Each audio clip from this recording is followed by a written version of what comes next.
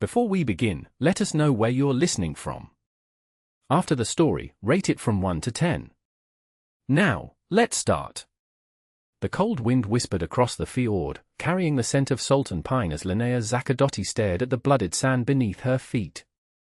3 of her companions lay dead, their bodies already stiffening in the frigid air.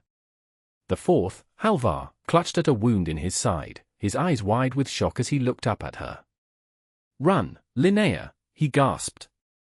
"The Saxons, too many. Tell Jarl Olafsson." His words died with him, and Linnea felt her heart turn to stone. Not from grief, though she had known these warriors since childhood, but from the knowledge of what awaited her in Ravnholm. She had led this raiding party, smaller than most, to scout the Saxon coastline. 5 warriors, including herself, had sailed forth. She alone would return unwounded. A shield maiden who lost her entire party would find no honor in Ravnholm's great hall. Linnea pushed the small boat into the churning sea, her arms burning with effort. The voyage back would be treacherous alone, but she had no choice. Death here or disgrace at home, neither option held appeal, but at least at home she might find a way to reclaim her honor. 3 days later, her small vessel slid into Ravnholm's harbor. The settlement perched on the edge of a deep fjord, wooden longhouses climbing the hillside like steps to Valhalla. Smoke from cooking fires rose into the grey sky, and children stopped their play to watch as she dragged her boat ashore. Alone. Whispers followed her as she walked the muddy path toward the great hall. Women paused in their weaving, men in their woodwork. By the time she reached the hall, word had spread like wildfire. Jarl Olafsson sat on his carved chair, his massive frame still imposing despite his 50 winters. Beside him stood his son, Yorik Wolfson, tall and broad-shouldered, his golden hair pulled back in a warrior's knot. His blue eyes narrowed as Linnea approached, and she felt a familiar twist in her gut that had nothing to do with her current predicament.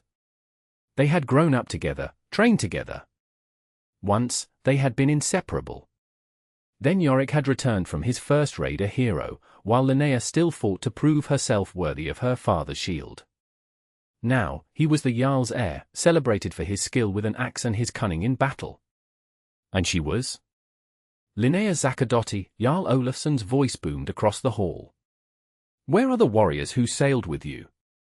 She straightened her spine, meeting his gaze unflinchingly. "Dead, my Jarl. We were ambushed by Saxon warriors. They knew we were coming." A murmur rippled through the gathered crowd. The Jarl's brow furrowed. "And yet you live." "I fought until the end. When Halvar fell, I was ordered to bring word back." "Convenient," came a voice from her right. Yorik stepped forward, his expression hard.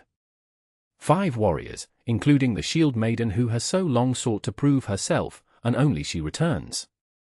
Heat flushed Linnea's cheeks. "You question my honor, Yorik Wolfson?" "I question your story," he replied. "Perhaps there was no ambush. Perhaps you led them into a trap through incompetence. Or perhaps—" "Enough." The Jarl raised a hand. "Linnea Zaccadotti, you have lost warriors under your command. Our laws are clear. You are stripped of your position as shield maiden until you can prove your worth again." The words struck her like physical blows. Since she was 12 summers old, Linnea had trained to be a shield maiden. Her father, Zacca the Bold, had died when she was young, leaving her his shield and a legacy to uphold. Without her position, she was nothing. "My Jarl," she said, her voice steady despite the storm inside her. "I accept your judgment, but I ask for a chance to reclaim my honor." Jarl Olafsson stroked his grey-streaked beard. "And how would you do this?" "The Viking challenge," Linnea said, the words tumbling out before she could reconsider. 3 tests of strength, skill, and courage. If I prevail, my position is restored." Silence fell over the hall. The Viking challenge was an ancient tradition, rarely invoked. It was a desperate gambit, usually reserved for those accused of crimes who wished to prove their innocence. "And who would you challenge?" the Jarl asked, though his eye suggested he already knew. Linnea's gaze shifted to Yorik. His face revealed nothing, but she saw the tension in his shoulders, the slight clench of his jaw. "Your son," she said clearly. "I challenge Yorik Wolfson." The hall erupted in shocked whispers. Challenging the Jarl's son was unprecedented. If she lost, her disgrace would be complete. If she won? Yorik's laugh cut through the noise. "You challenge me? After you fled from Saxons while your shield brothers died?" "I did not flee," Linnea said through gritted teeth. "Prove it, then." Yorik stepped forward, his eyes blazing. "I accept your challenge, Linnea Zachadotti. 3 tests. When you fail, you will leave Ravnholm forever." The Jarl nodded slowly. "It is decided. The challenge will begin at first light tomorrow. The tests: combat, endurance, and courage. May the gods favor the worthy." As the crowd dispersed, Linnea felt a heavy hand on her shoulder. She turned to find Astrid, the oldest of the shield maidens, her face lined with concern. "You are either very brave or very foolish, girl," she said quietly. "Yorik has never been defeated in combat." "There was a time I could match him," Linnea replied. "That was before he became the Jarl's heir in truth. Before you became distracted by him." Linnea jerked away. "I am not distracted." Astrid's knowing gaze made her flush. "Be careful, Linnea. There are rumors about the raid. Some say the Saxons had help from our own people." "What are you saying?" "Only that you have enemies here. Watch your back." With those cryptic words, Astrid left her standing alone in the gathering darkness. That night, unable to sleep, Linnea walked to the shore. The moon cast silver light across the fjord, and the stars burned coldly overhead. She heard footsteps behind her and turned, and going to the knife at her belt. "Peace," Yorik said, emerging from the shadows. "I did not come to fight. Not yet, anyway." In the moonlight, his features seemed softer than they had in the hall, more like the boy she had once known. "Then why did you come?" she asked. He stood beside her, looking out at the water. "Why did you challenge me, Linnea? You know I cannot lose." "Cannot? Or will not?" "Both." His voice held no arrogance, only certainty. "I am the Jarl's son. The future of Ravnholm rests on my shoulders. And my future means nothing." He turned to her then, his expression unreadable. "It means more than you know. That is why you should withdraw your challenge and leave Ravnholm." Anger flared within her. "So that is why you came? To persuade me to accept my disgrace quietly?" "To save your life," he corrected. "Something is happening in Ravnholm, Linnea. Something dark. The raid you led, it was meant to fail." She stared at him, disbelief warring with a terrible suspicion. "What do you know about it?" "Not enough." His hand moved as if to touch her, then fell away. "But I know that challenging me has put you in even greater danger." "From whom?" "Your father?" "You?" Pain flashed across his features. "Never from me. But I cannot protect you now. Not with all eyes upon us." "I don't need your protection," she said, though her voice lacked conviction. "I need my honor restored." He shook his head. "Honor will not keep you alive. Without it, I'm already dead." She stepped closer, searching his face. "Tell me what you know, Yorik. If the raid was sabotaged, I've said too much already." He backed away. "Tomorrow, I will not hold back." "I cannot." "Neither will I," she promised. For a moment, he looked at her with an expression that made her heart race, then he turned and disappeared into the night, leaving her with more questions than answers. Dawn broke clear and cold over Ravnholm. The entire settlement gathered at the training grounds, a flat expanse of packed earth where warriors honed their skills. Jarl Olafsson sat on a wooden chair brought from the hall, his advisors around him. Linnea stood at one end of the field, dressed in her battle gear, leather armor reinforced with iron rings, her father's shield on her arm, a sword at her hip. Her red-gold hair was braided tightly against her head, and she had painted her face with blue woad, as warriors did before battle. Across from her, Yorik waited. He wore a mail shirt that gleamed in the morning light, a round shield painted with a black wolf on his arm. His expression was grim. The jarl rose. The first test is combat. You will fight until one yields or is unable to continue. Begin. Linnea had expected Yorik to attack immediately, using his superior strength to overwhelm her. Instead, he circled cautiously, shield raised. She mirrored his movements, studying his stance for weaknesses. He struck first, a testing blow that she caught on her shield. The impact jarred her arm, but she held firm. She countered with a quick thrust toward his thigh, which he easily deflected. They exchanged blows, feeling each other out. Linnea was faster, but Yorik's reach was longer, his strikes more powerful. She would tire before he did if she fought defensively. Time to change tactics. She feinted left, then darted right, swinging her sword in a low arc. Yorik blocked, but the move had brought her inside his guard. She slammed her shield into his chest, driving him back a step. A cheer rose from some of the women watching. Yorik's eyes narrowed, and she saw the moment he decided to stop holding back. His next attack came in a flurry of blows that forced her to give ground. She blocked what she could, dodged the rest, but he pressed his advantage relentlessly. A strike slipped past her guard, the flat of his blade catching her shoulder. Pain flared, but she ignored it. They fought for what seemed like hours, though the sun had barely moved in the sky. Sweat stung Linnea's eyes, and her arms trembled with fatigue. Yorik showed no signs of tiring, his movements as fluid as when they began. She needed to end this quickly. Remembering a move she had seen a Saxon warrior use, Linnea feigned a stumble. As Yorik lunged forward to take advantage, she dropped to one knee, letting his momentum carry him past her. In the same motion, she swept her leg out, catching his ankle. Yorik went down hard, his shield arm trapped beneath him.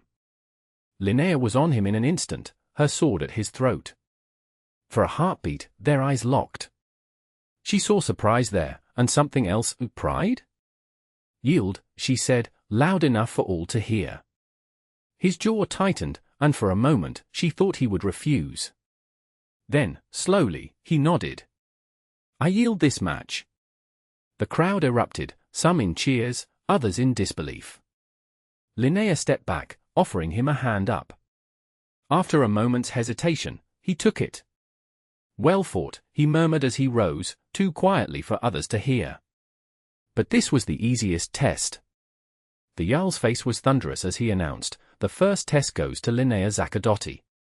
The second test, endurance, will begin at midday. As she walked from the field, Linnea caught sight of a figure watching from the edge of the crowd.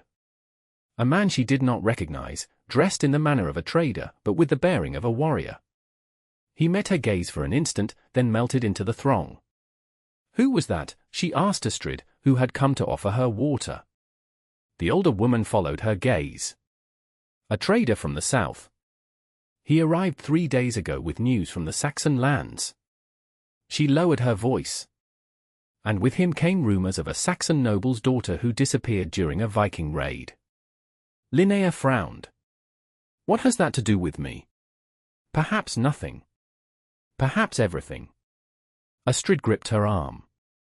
Be careful in the endurance test, Linnea. Accidents happen. The second test took place at the fjord's edge. 2 boats waited on the shore, each laden with rocks.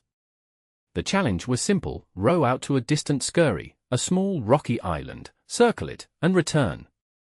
The first to complete the circuit would win. Simple, but brutal. The boats were heavy, the current strong, and the distance considerable. It would take all of Linnea's strength. May the gods favor the worthy, the jarl intoned, then dropped his arm. Linnea pushed her boat into the water and leaped in, grabbing the oars.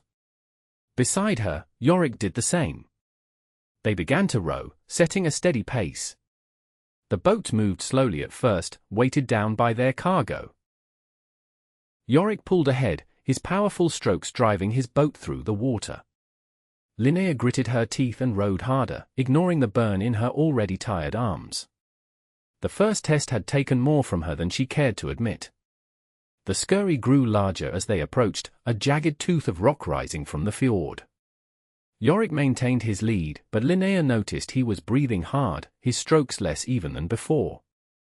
Perhaps the morning's combat had affected him more than he showed. As they rounded the scurry, a sudden gust of wind caught Linnea's boat, pushing it dangerously close to the rocks. She fought to correct course, losing precious time. Yorik, seeing her struggle, hesitated for a moment, then continued rowing, increasing his lead. Linnea pushed herself to the limit on the return journey, her muscles screaming in protest. The distance between the boats narrowed, but not enough. Yorik reached the shore several lengths ahead of her, leaping from his boat with a victorious cry. The jarl nodded in satisfaction.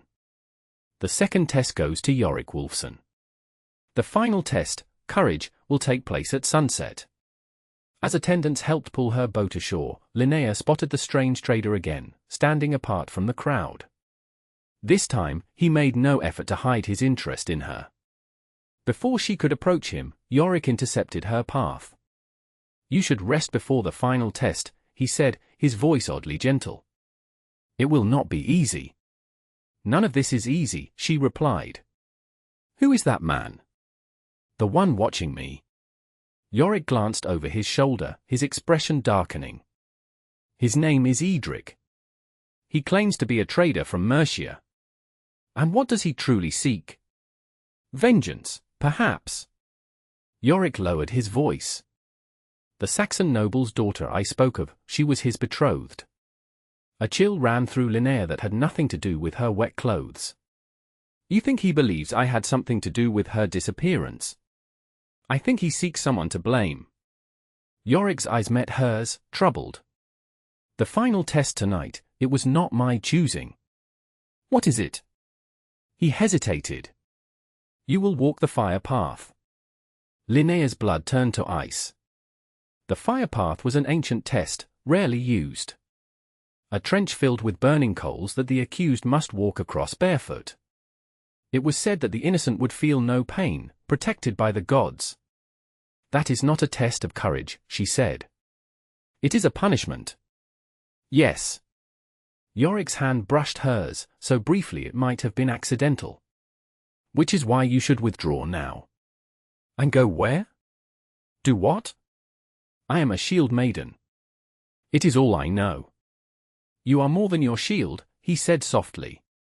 "You always have been." Before she could respond, he walked away, leaving her to wonder at his words. As sunset approached, Linnea sought out Astrid. She found the older woman in the small hut they shared with two other shield maidens. "They mean for me to fail," Linnea said without preamble. "The fire path is not a test of courage but of the gods' favor."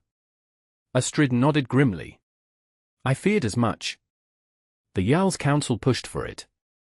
They say only the truly innocent can cross unharmed. And if I refuse? Then your challenge fails, and your disgrace is complete."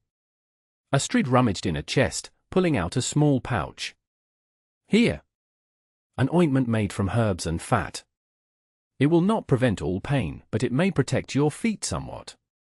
Linnea took the pouch, touched by the woman's loyalty. "Thank you. But there's more happening here than my challenge, isn't there? The Saxon trader, the failed raid, they're connected somehow." Astrid's weathered face grew grave. "There are whispers that some in Ravnholm have made deals with Saxon lords. Protection from raids in exchange for favors." "Betrayal, you mean?" Linnea felt sick. "And you think the ambush that killed my warriors was part of this?" "I think you were meant to die with them," Astrid said bluntly. "Your survival complicated matters." "But why target me?" "Perhaps because of your father. Zaka the Bold had many enemies among the Saxons." "Or perhaps—" Astrid hesitated. "Perhaps because of your feelings for the Jarl's son." Linnea started to deny it, then stopped. "What was the point? Yorik and I were close once. That ended years ago." "Did it?" Astrid raised an eyebrow. The way he looks at you suggests otherwise. Before Linnea could respond, a horn sounded, calling the settlement to witness the final test. The fire path had been prepared in a clearing outside the settlement. A trench 10 paces long had been dug and filled with glowing coals. Heat shimmered above it, distorting the air. The crowd gathered at a safe distance, their faces illuminated by the red glow. Jarl Olafsson stood at one end of the trench, Yorik at his side. The Jarl's council members, for elder warriors who advised on matters of importance, flanked them, their expression solemn. Linnea Zaccadotti, the Jarl called. Step forward. She approached barefoot, the pouch of ointment hidden in her hand. When no one was looking, she quickly rubbed it on her soles. The final test is courage, the Jarl announced. You will walk the fire path. If you reach the end without faltering, you pass. If you cry out or turn back, you fail. And if I refuse? Linnea asked, loud enough for all to hear. Then you forfeit the challenge and accept exile from Ravnholm, one of the council members answered. Linnea's gaze sought Yorik's. His face was a rigid mask, but his eyes held anguish. I accept the test, she said. She approached the trench, heat washing over her in waves. The coals glowed a malevolent red-orange, promising agony. Linnea took a deep breath, silently invoking Freya for strength, and stepped onto the path. Pain seared through her foot immediately. The ointment provided some protection, but not enough. Each step was torment, the coals shifting beneath her weight, pressing into her flesh. She kept her face impassive, her eyes fixed on the end of the trench. Step after agonizing step, she advanced. Halfway through, her vision blurred with unshed tears. The crowd seemed to recede, their voices fading until all she could hear was the crackle of coals and her own labored breathing. 3 paces from the end, her strength faltered. Her knees buckled, and she stumbled. A murmur went through the crowd. Get up, a voice urged. Yorik's voice, low and intense. Linnea forced herself upright, gritting her teeth against the pain. 2 more steps. 1 more. And then she was across, standing on cool earth again. She turned to face the Jarl, refusing to look at her feet, knowing they were badly burned. The test is complete, she said, her voice remarkably steady. The Jarl nodded slowly. You have passed the test of courage, Linnea Zaccadotti. But the challenge stands at 1 victory each. Then we are at an impasse, she said. No. Yorik stepped forward. There must be a winner. I propose a final test, one of wisdom rather than strength or endurance. The council members exchanged glances. One said, What do you suggest, Yorik Wolfson? A riddle, he replied. One that speaks to the heart of this matter. If Linnea can answer it, she wins the challenge. And if she cannot, his father asked. Then I win, Yorik said simply. The Jarl considered, then nodded. Proceed. Yorik turned to Linnea, his eyes holding hers. Here is my riddle, what is stronger than steel, more precious than gold, yet cannot be seen or held? The crowd fell silent, waiting. Linnea's mind raced through possibilities. Honor? Faith? Then she saw something in Yorik's expression, a vulnerability he rarely showed. Truth, she said clearly. Truth is stronger than steel, more precious than gold, yet cannot be seen or held. For a moment, no one spoke. Then Yorik smiled, a genuine smile that transformed his face. She has answered correctly. The Jarl rose from his seat, his expression unreadable. Then the challenge is complete. Linnea Zaccadotti has proven her worth. Her position as Shield Maiden is restored. Relief washed over Linnea, quickly followed by pain as the adrenaline faded. She swayed on her feet, and suddenly Yorik was beside her, supporting her. You need those burns tended, he said quietly. Not yet, she whispered back. There is still the matter of truth. Before he could respond, a commotion broke out at the edge of the gathering. The Saxon trader, Edric, pushed his way through the crowd, a sword in his hand. Murderess, he shouted, pointing at Linnea. You led the raid that took my Elfwin. Guards moved to intercept him, but he evaded them, advancing on Linnea. Yorik stepped in front of her, his hand on his sword. Stand down, Saxon, he commanded. This is not your quarrel. It became my quarrel when Vikings raided our settlement and took my betrothed, Edric spat. And I have proof that she was part of it.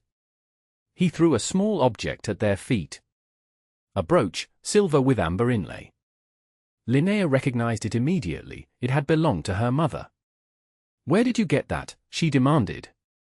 It was found at the site of my betrothed's abduction, Edric said. A unique piece, I'm told. Traceable to your family. Murmurs rippled through the crowd.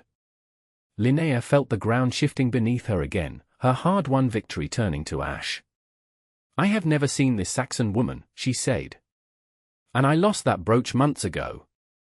Convenient, Edric sneered. It is the truth, Yorik said. And I can prove it. All eyes turned to him. The Jarl's brow furrowed. What do you mean, my son? Yorik's face was grim but resolute. The raid that claimed this man's betrothed was not led by Linnea. It was led by me. Shock rippled through the assembly. The Jarl half rose from his seat. Yorik, what are you saying? I am saying that there is treachery in Ravnholm, father. But not from Linnea. Yorik's gaze swept over the council members. For months now, certain men have been making deals with Saxon lords. Protection from raids in exchange for silver and slaves. One of the council members stepped forward, his face red with anger. These are dangerous accusations, Yorik Wolfson. Have you proof? I do. Yorik nodded to someone in the crowd, and a young warrior stepped forward, holding a leather satchel. These are letters exchanged between council member Gunnar and a Saxon lord named Ethild. They detail their arrangement and the plan to eliminate those who might discover it. The council member, Gunnar, reached for his sword, but guards moved quickly to restrain him. The raid Linnea led was meant to be an ambush, Yorik continued. Her warriors were killed, and she was supposed to die with them. When she survived, Gunnar planted her mother's brooch, which he had stolen months earlier, at the site of a Saxon woman's abduction, knowing it would lead back to her. And the Saxon woman? Linnea asked. What happened to her? She is safe, Yorik said. I found her being transported to the slave markets and bought her freedom. She is on a ship bound for her homeland now. Edric lowered his sword, confusion and hope warring on his face. You speak truth. I swear it on my honor, Yorik replied. Go to the port town of Hedabai. She will arrive there within the week. The Jarl had risen to his feet, his face thunderous. Gunnar, is this true? Have you betrayed your people for Saxon silver? The accused man spat on the ground. The old ways are dying, Olaf's son. Raids bring diminishing returns as the Saxons learn to defend themselves. I sought to secure our future. By betraying your own. The Jarl shook his head in disgust. Take him away. He will face the Thing assembly tomorrow. He turned to Linnea. It seems I owe you an apology, Linnea Zachadotti. Your honor was never in question. She inclined her head, accepting his words but not forgetting the fire path she had been forced to walk. As the crowd dispersed, discussing the shocking revelations, Yorik helped Linnea to Astrid's hut, where her burns could be treated. Why did you not tell me this sooner? She asked as they walked. You knew of the treachery all along. I suspected, but had no proof until recently, he admitted. And I feared for your safety. Gunnar has many allies. So you let me face the challenge instead. I knew you would prevail, he said simply. You always do. Astrid was waiting with healing salves and bandages. As she treated Linnea's feet, Yorik lingered at the doorway. There is something else you should know, he said hesitantly. The reason I was so certain you had nothing to do with the Saxon woman's abduction. Linnea looked up, waiting. I have been tracking these traitors for months, he explained. Each time they arranged for a raid that might expose them, I made sure to know exactly where you were. Why? She asked, though something in his expression made her heart race. He met her gaze steadily. Because I could not bear the thought of you being caught in their schemes. Because despite everything, our positions, our duties, the expectations placed upon us, I have never stopped caring for you, Linnea. The hut fell silent. Even Astrid paused in her ministrations, looking between them with raised eyebrows. I should check on the other shield maidens, the older woman said, rising with remarkable speed for someone her age. She slipped past Yorik, closing the door behind her. Linnea found herself unable to speak, years of carefully buried feelings threatening to surface. You don't need to say anything, Yorik said quickly. I know that I have no right. Stop, she interrupted. You have every right. Just as I have the right to say that I, too, have never stopped caring. Even when it seemed impossible. Even when you became the Jarl's heir in truth and I was still fighting to prove myself.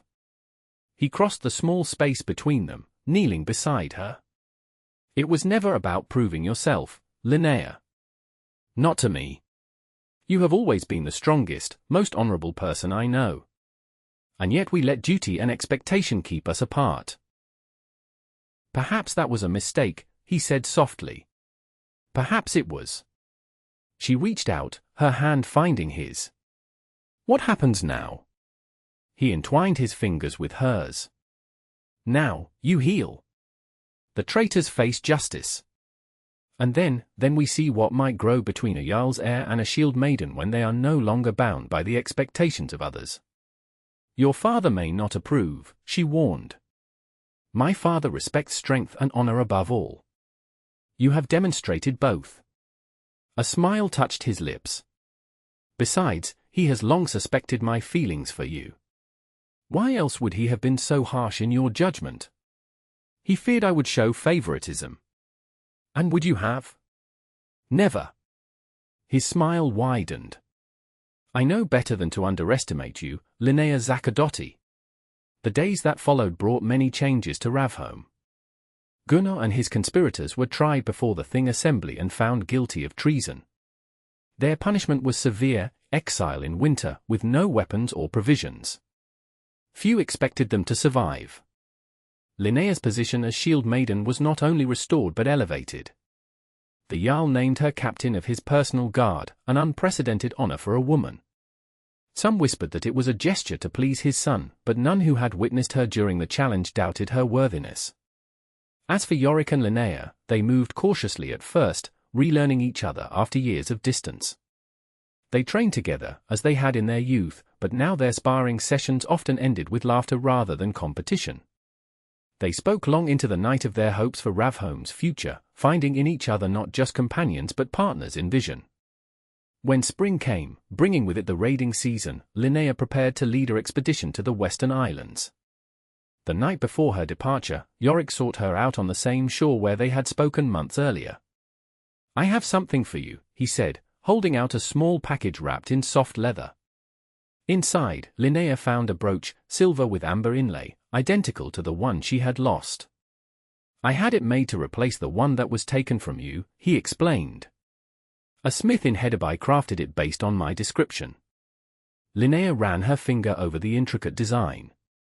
It's perfect. Thank you. I have one request, he said, suddenly serious. Wear it always on your journeys, as a reminder. Of what? That no matter how far you sail, or how long you're gone, there is someone in Ravnholm waiting for your return. He took her hand, pressing it to his heart. Someone who loves you not despite your strength but because of it. Linnea felt a warmth spread through her that had nothing to do with the spring air. I will wear it proudly. And I will return, Yorik Wolfson. You have my word. The word of a shield maiden, he said with a smile. There is no stronger oath. As the sun set over the fjord, casting long golden light across the water, they stood together, not as Jarl's heir and shield maiden, but simply as two people who had found in each other something worth fighting for. Something stronger than steel, more precious than gold, yet impossible to see or hold. Love, built on truth, honor, and the courage to defy expectation.